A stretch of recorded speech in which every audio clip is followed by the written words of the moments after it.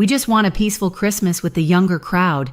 Please don't take it personally. Ong don't come. That was the message. Just 22 words, but each one hit me like a cold slap in the face. Not loud, not cruel, but sharp enough to sting for days. I'm Ellen, I'm 70, and this will be the first Christmas my son told me I wasn't welcome. Not with yelling, not with some big family fight. No, with something worse. Politeness, distance, dismissal. It started with a ding from my phone while I was setting out the pine-scented candles. I'd been humming a carol, picturing Nathan's face when he saw the tree all lit up. George was still out in the garage, working on the snowblower. I opened the message. I remember how my hands stilled, how my breath caught halfway in my throat. We just want a peaceful Christmas with the younger crowd. I read it once, then again, then again. What was that supposed to mean? We were noise? A disturbance? My face got hot, but not from embarrassment, from shame, from the kind that comes when you realize someone doesn't want you. Please don't take it personally. That's the sentence that hit the hardest. I read it aloud under my breath, as if he thought this would soften the blow, as if pushing someone out gently made it kinder. It didn't. It made it worse. Because what it really meant was, don't react, don't ask questions, just take it quietly. And then the final 3 words, don't come. There it was. Not a suggestion, not a conversation, a decision, one I didn't get to be part of. A closing of the door with me on the outside. I sat down hard on the stairs, staring at the Christmas tree we'd just decorated 2 nights ago. The angel was leaning a little. I'd fix that myself, imagining Nathan pointing to it, asking questions. He wouldn't see it now. None of them would. We weren't invited. I read the message one more time, slower this time, as if reading between the lines would make it make sense. We just want a peaceful Christmas with the younger crowd. What was I? Chaos? Static? Did our presence make them uncomfortable? Did they think we were boring or too old to matter? It wasn't just the message that hurt. It was what it meant. I started remembering. Last year, I made a big batch of ginger cookies from scratch. Emily took one bite, smiled politely, and said, "Oh, these are a little more traditional. We're trying to cut back on sweets for the kids." I remember thinking I should have asked first. 2 years ago, I brought over a photo album to show Nathan. Emily said, "Let's not overwhelm him with too much family history right now. He's still learning our routine." Last spring, I offered to take Nathan to the park to give them a break. Adam said, "We appreciate that, but we don't want to get him used to things we can't maintain."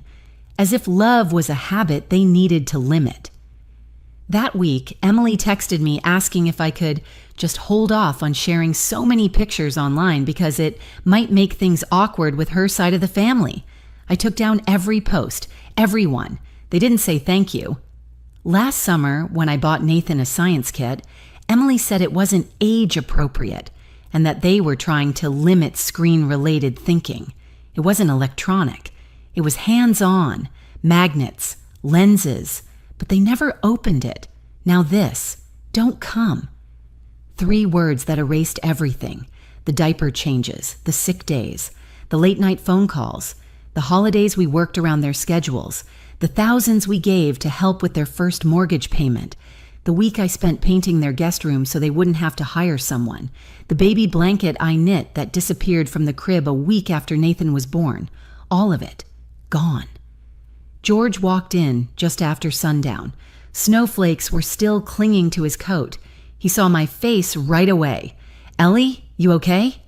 I handed him the phone. He read the message slowly, twice, then gave it back without a word. His eyes didn't show surprise, just something heavier, final. "If they don't want our warmth," he said quietly, "maybe it's time we showed them what they're really rejecting." That night, I couldn't sleep. I sat in the living room in silence, lights blinking softly on the tree. I thought about the years. I remembered how Adam used to bring me drawings from school, how I kept everyone. the way he clung to my hand the first day of kindergarten. Now he sent a message to say we weren't welcome. I remembered how Emily once told me, "We're trying to build our own traditions." I agreed. I said I understood. I didn't understand this. I opened the gift box with Nathan's sweater, folded it slowly. I'd spent weeks on it. It was warm, a deep forest green, his favorite color. It would stay here now, in the closet, with the others. We had already wrapped books for him, a wooden puzzle, a snow globe with a tiny train inside. We picked each one carefully. Now I just looked at them and felt nothing, just tired. I sat back on the couch, remembering the last time Adam thanked me. I couldn't remember when that was. The last time he hugged me without being asked. The last time he called just to say hello. I thought maybe we had done too much, given too freely, made it too easy. Maybe they stopped seeing us as people. Maybe we were just background, old wallpaper they didn't want to stare at anymore. That was when I cried. Quiet tears, the kind that sit behind your eyes for days and finally slip out when the room is dark and no one is around to see. I didn't cry because we weren't invited to Christmas. I cried because I finally understood we were never really included, not in the way that mattered. We were useful until we weren't, convenient until we weren't. We were family in name only, and once I saw that, I couldn't unsee it. For years, I'd made excuses, told myself they were busy, that it was just a new generation, that it wasn't personal. But it was. It had been. For a long time.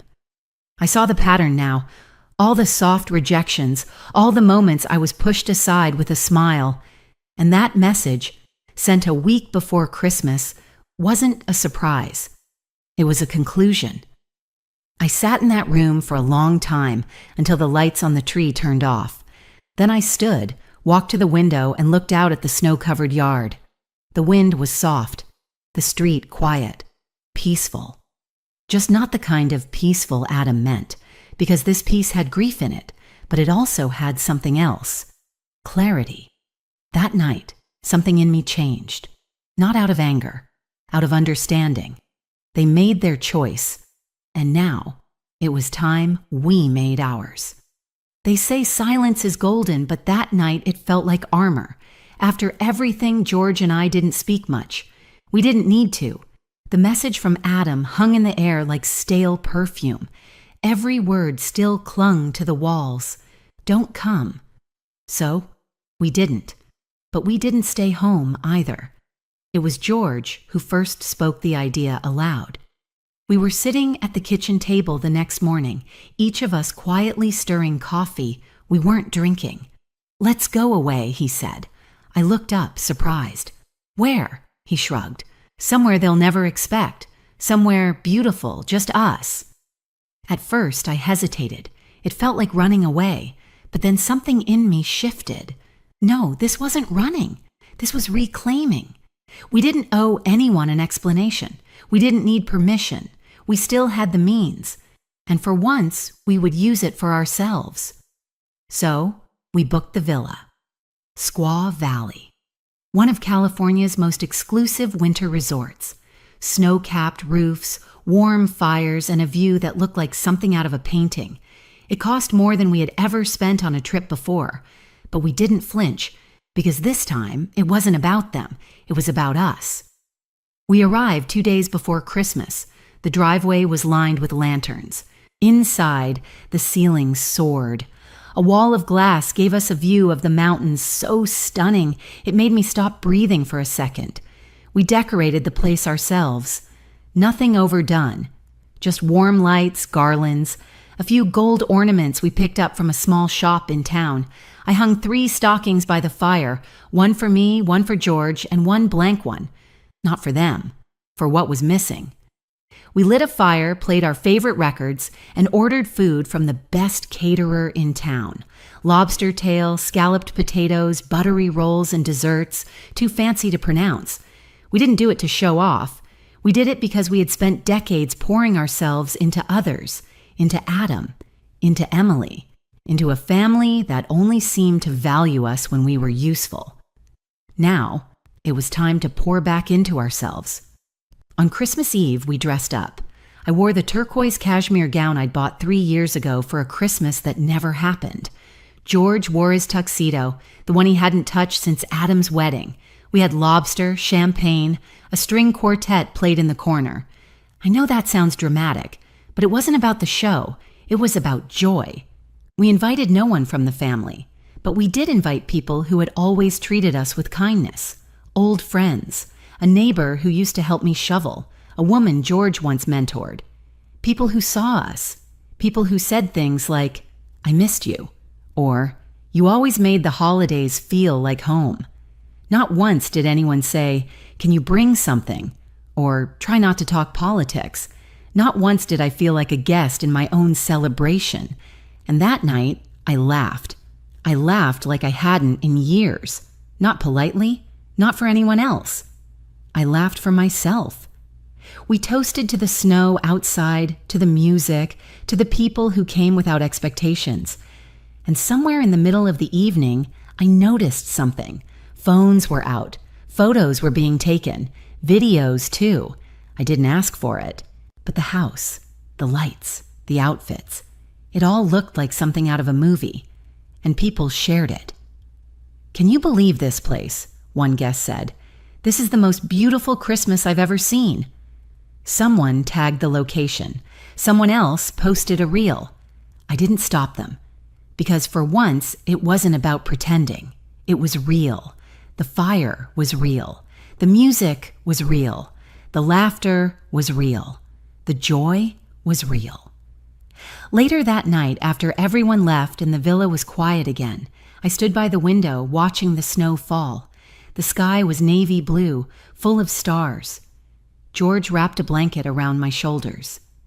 "Merry Christmas," he said.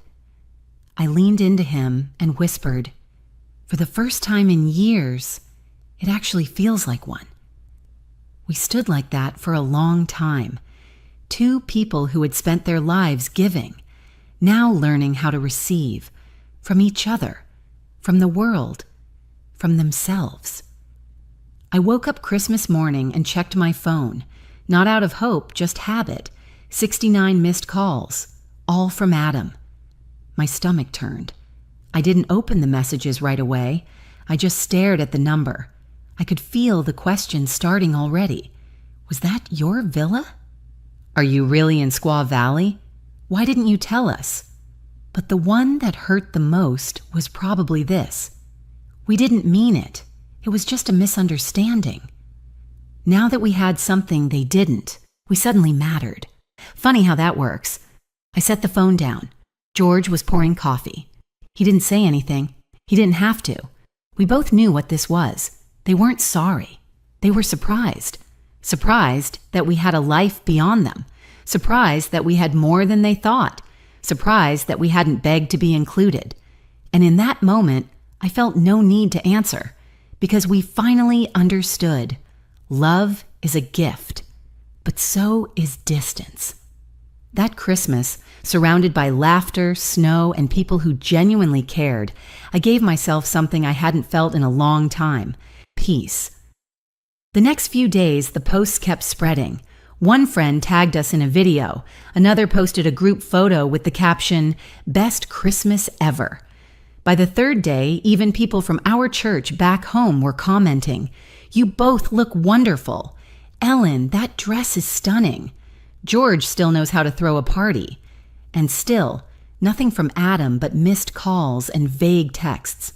No apology, just confusion. And I realized something. For years, I had chased their approval like a prize I hadn't earned yet. I thought if I just gave more, stayed quieter, showed up better, they'd see me. But now, I didn't need to be seen by them.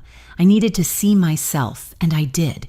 In that villa, in that dress, in that quiet, snow-lit morning, I finally saw who I had always been, and I wasn't invisible anymore.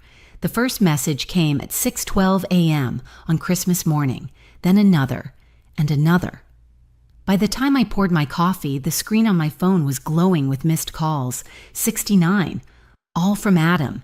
He hadn't called that many times in the past year combined. At first, I didn't touch it. I just sat there, mug in hand, staring at the blinking notification. It wasn't the calls that bothered me. It was the timing, the desperation, the sudden interest, because I knew what it wasn't. It wasn't love. It wasn't concern. It was panic. And I didn't need to open a single message to know why. They had seen the posts, our Christmas, the villa, the music, the friends, the outfits, the joy. We didn't announce it, didn't flaunt it, but we didn't hide it either. For once we just lived, and people noticed, and suddenly we were visible.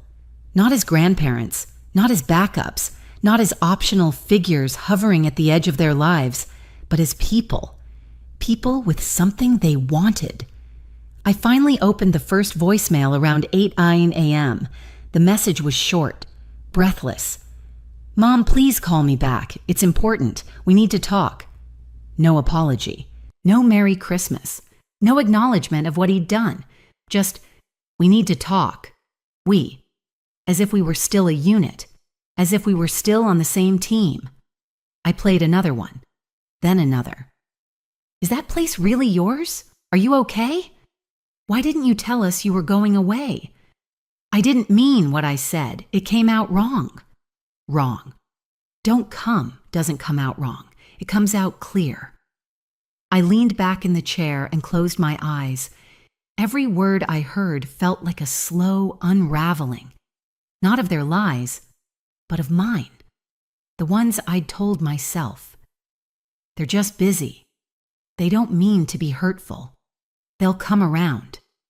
But now, with every message Adam left, I could feel the truth getting louder. They didn't think we mattered, until they saw that others thought we did. George walked in, carrying a tray of croissants. He saw the look on my face and raised an eyebrow. "Calls?" I nodded. He set the tray down and pulled out a chair. "You listen to any of them?" "A few. Same old tone.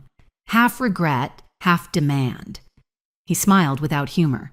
Amazing what a fireplace and a good caterer will do to a man's memory. I let out a dry laugh. Apparently, we're interesting again. We both knew what it was. Control. Adam wasn't trying to reconnect. He was trying to regain the upper hand, to remind us of our place, to fold us back into the box where we were small, quiet, and always available. But that box didn't fit anymore, because now I had seen what it looked like to live without waiting for their approval, and I wasn't going back. Around noon, a new message popped up, this time from Emily. "We saw the pictures. Beautiful place. Hope you're enjoying yourselves. Nathan misses you." No question mark. No emotion. Just flat. Then a second one. Moments later. "Would love to talk soon. Maybe clear the air." Clear the air? That phrase dug at me. Like we had both polluted something. Like we shared the blame. They shut the door. We just stopped knocking. That's not the same. I read the message again, this time focusing on the word that made my stomach twist. Nathan.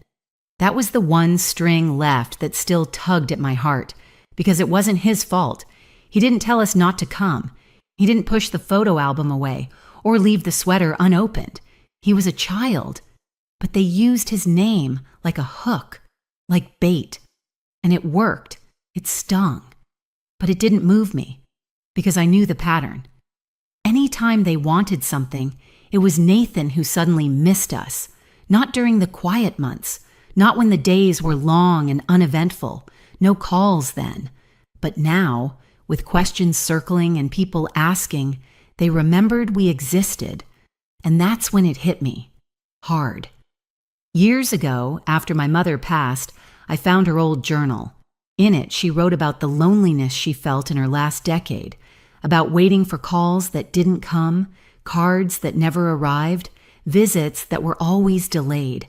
And I remember reading her words and thinking, I won't let that be me. But here I was, just like her, an afterthought in the lives I helped build. And yet now, as their world cracked, they came knocking. Not because they saw me, but because they saw what I had. I turned off the phone. We went for a walk that afternoon. The snow was thick. the air sharp. George held my hand the whole time. We didn't speak much. We didn't need to. When we got back, there were more messages. We're in trouble. The bank called again. Please, can we meet? There it was. The truth, finally slipping through. It wasn't about the villa. It was about their house, their finances, their needs. We had been erased until they needed erasing debt. I sat on the edge of the bed and let that truth sink in. I remembered something else, something I hadn't thought about in years. It was a moment, small but sharp. It was when Adam was in college. He had called home because he was short on tuition money. George and I had just fixed the roof that week. Money was tight, but we wired him the funds within an hour. No questions, no complaints. He never said thank you. Not then, not after. Just sent a text weeks later that said, "Got it." That was it. And now, here we were again. Same voice, same panic, same expectation. I opened one last voicemail. Adam's voice was shaking. "Please don't shut us out. I know we messed up. I thought we had more time."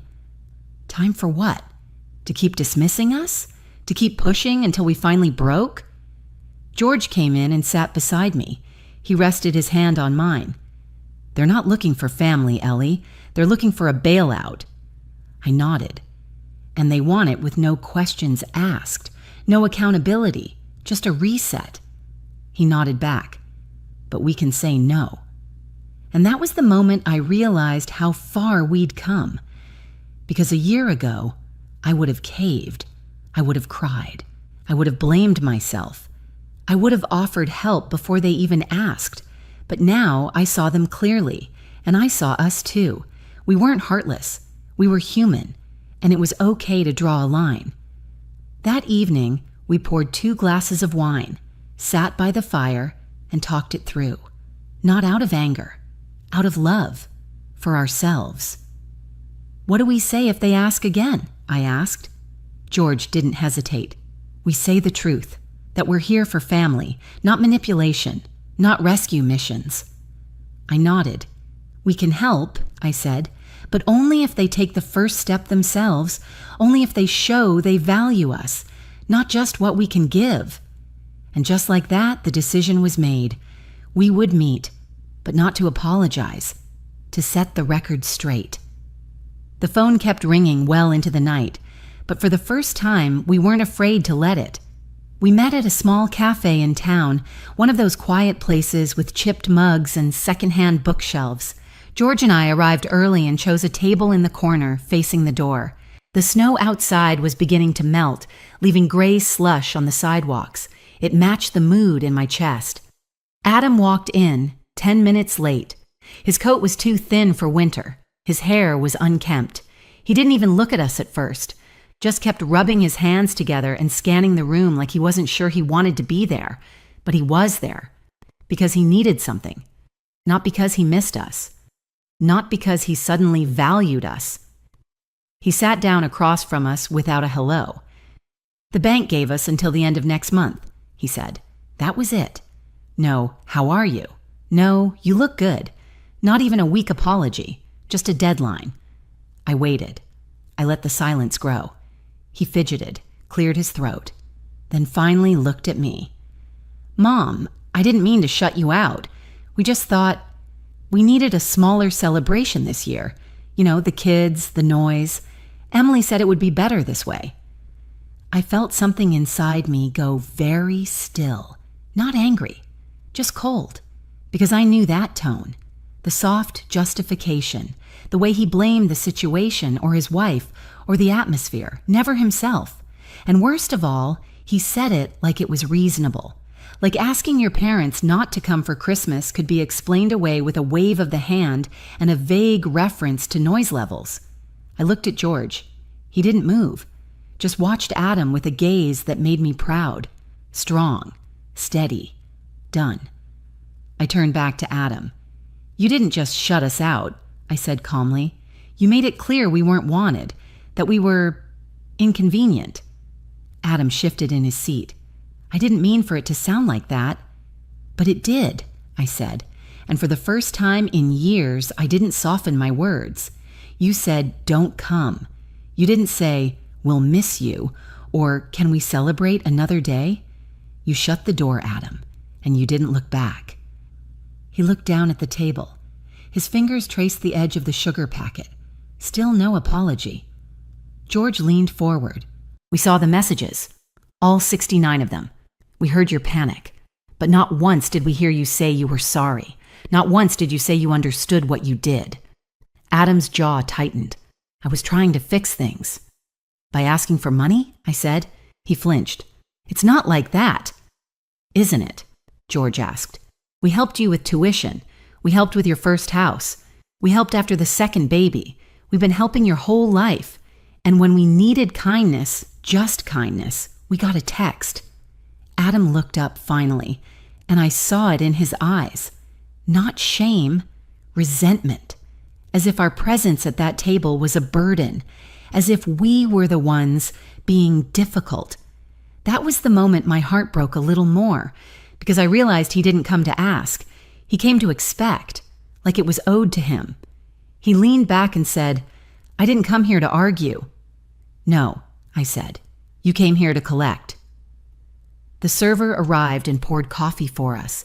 We sat in silence while she placed the cups down, asked if we needed anything else, and left. Adam picked up his cup. He didn't drink. "We might lose the house," he said finally. "Emily's parents can't help anymore. We didn't tell the kids yet." "And what will you tell them if we say no?" George asked. Adam blinked. That clearly hadn't occurred to him. I took a breath. This was the moment, the line we had to draw. "You can fix this," I said. "You can talk to the bank, restructure things, sell the car, take on extra work. You're not helpless." "You don't understand," he said sharply. That tone made my stomach turn. That old familiar way he dismissed us, as if our age somehow erased our wisdom, as if he'd lived through more hardship than we had. George reached into his coat and took out an envelope. He placed it on the table. Adam stared at it. "That's not a check," George said. "It's a list of financial advisors, a contact at the credit union, a copy of a budget plan." Adam didn't reach for it. "You're not giving us anything?" he asked. "We're giving you what we should have given you years ago," I said. "Responsibility." He stood. The chair scraped loudly against the floor. "I can't believe this," he muttered. "After everything." I stood too. Exactly. After everything. That's when his voice got louder. He wasn't just upset. He was angry, furious. "You're really going to leave your own family hanging," he snapped. "All that money, and you'd rather spend it on lobster and ski trips than help your own son." Heads turned in the cafe. George remained seated, but his hand curled into a fist on the table. "Emily was right," Adam hissed. "You only care about appearances. You post pictures to make us look bad, and now you act like we're strangers." My heart beat faster, not from fear, but from the surge of truth that was ready to be said. "We posted nothing," I said. "Others did. We lived our lives, for once. And you turned that into an insult." "Your lives?" Adam's laugh was bitter. "You think you're being noble? You're smug, selfish. All these years you acted like martyrs. Well, guess what? Maybe we needed a break from the guilt trips." George stood then, slow and calm. "Guilt trips? No, that was love. You just didn't recognize it anymore." Adam's hands went up. "I knew this was a mistake. Emily said it was. You think you're above us now? You think because you took some fancy vacation you're untouchable?" "No," I said. "We just stopped begging to be treated with respect." That shut him up for a moment. He grabbed the envelope roughly, ripped it open, and stared at the contents. "So this is it? Budget advice? No real help?" "This is help," George replied. "Help that doesn't enable you. Help that makes you stand on your own." "You've changed," Adam muttered. "No," I said. "We just woke up." He stormed out. The bell on the door jangled violently behind him. We paid the bill quietly. No one spoke to us as we left, but I could feel their eyes, judging, curious, uncertain. Outside, the air hit my face like truth, cold, clean. We walked slowly, hand in hand. My steps felt heavy, but not from regret, from finality. I had always thought setting boundaries would feel like failure, but it didn't. It felt like breathing. That evening, back at the villa, we didn't say much. We sat by the fire, watched the flames, and let the quiet settle. I checked my phone once. A new message from Adam. I guess we know where we stand. I didn't reply. Because yes, we did. But the most unexpected thing happened a week later. A week later, I received a letter. Not an email, not a text. A real letter, sealed in an envelope with our address written in Adam's handwriting. I stared at it for a while. My fingers ran along the edge, but I didn't open it right away. I placed it on the table beside my tea and sat down, letting the quiet hum of the villa settle over me. George was reading in the other room. I wanted to be alone with whatever this was. When I finally opened it, the letter began simply, "Mom, Dad, I was angry. Still am, I guess, but I'm not sure anymore who I'm angry at." There were no apologies, no responsibility, just blame that shifted from us to his wife to life itself. And beneath every line, every sentence, I felt it, the same refusal to look inward. He wrote about the kids, how hard things had been lately, how embarrassed he felt not being able to give them what they used to have. He mentioned Emily, said she was disappointed in him and thought we were making a point at his expense, making a point, as if our entire lives, our absence, our dignity, were just chess pieces in some moral game. I folded the letter back into the envelope, not because it was precious, but because I was done letting his words breathe too much air. That afternoon, George and I took a walk through the snowy trails behind the villa. The path was quiet, branches heavy with frost, and the sky a soft silver. We didn't talk about the letter. We didn't need to, because we already knew. We knew who we were now. And more importantly, who we would never be again, the silent supporters waiting for crumbs of kindness. The phone calls from Adam stopped. So did the angry texts. There was only silence, and in it, something surprisingly peaceful.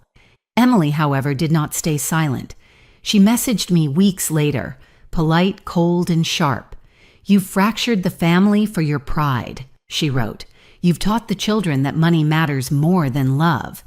One day they'll remember how you turned your back when we needed you." I read it 3 times. Each time I felt less and less.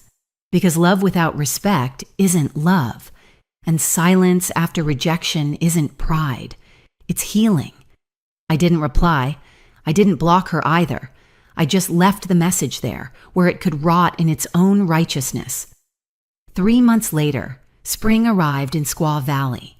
The villa was quiet again, snow melting from the eaves, wildflowers beginning to bloom, and then something surprising happened. Our granddaughter, Claire, messaged me directly.